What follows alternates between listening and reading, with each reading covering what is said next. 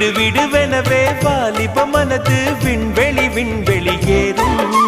மன்னவா ஒரு கோயில் போய் இந்த மாளிகை எதற்காக? தேவியே என் ஜீவனே இந்த ஆலயம் உனக்காக.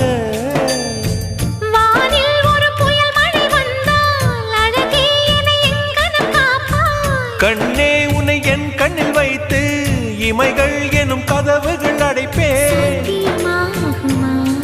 நான் சத்தியம் செய்யவா?